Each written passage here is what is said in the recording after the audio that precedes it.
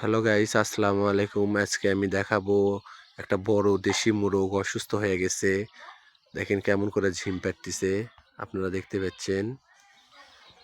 আমি এই মোরগটা এখন আস্তে আস্তে যে পা ধরতে চেষ্টা করব, কি করে দেখি। ধরতে পারি নাকি। সামনেই ছোট মুরগি, একটা বাচ্চালা মুরগি দেখা যাচ্ছে। এই মুরগির জন্য মনে হয় ধরা যাবে না। এই বাচ্চালা মুরগি। আমি এখন আস্তে আস্তে যাচ্ছি, চেষ্টা করি মোরগটা ধরার জন্যে। আপনারা দেখতেই পাচ্ছেন মোরগটা অসুস্থ হয়ে আছে। বড় মোরগ, শীতের দিনে মুরগির বিশেষ করে বেশি অসুখ হয় এই ঠান্ডার জন্যে। এই জন্যে মুরগিটা একদম ঝুম পাড়তেছে। আমি ধরার চেষ্টা করবো, দেখি পা ধরতে পারি নাকি। দেখতেই পাচ্ছেন চোখ বন্ধ করে থাকতেছে। আমি ধরার চেষ্টা করতেছি, আমার দিকে তাকাচ্ছে একবার করে। সবারই তো মনে প্রাণে ভয় আছে। দেখি মুরগিটা ধরতে পারি নাকি।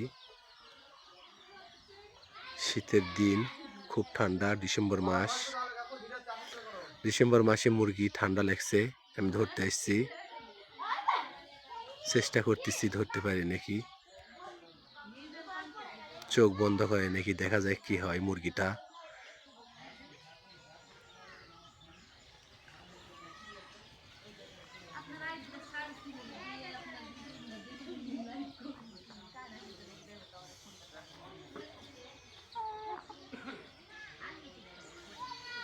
চলে গেল ওই পাশে, ধরতে লাগে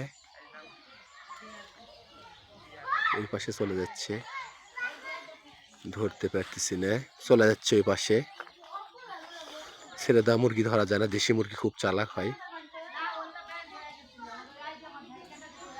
আবার চলে যাচ্ছে ওই পাশে।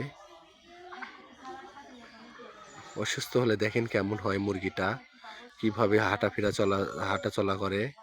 আপনি দেখলেই বুঝতে পারবেন সুস্থ মুরগি আর অসুস্থ মুরগি কেমন হয়।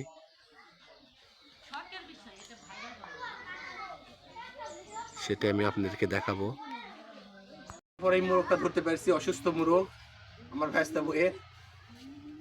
তো আমার ভিডিও ভালো লাগলে লাইক কমেন্ট শেয়ার করে দিবেন। আজ এই পর্যন্ত, আবার নতুন ভিডিও দেখা হবে আপনাদের সঙ্গে। আল্লাহ হাফিজ। কেটে দে।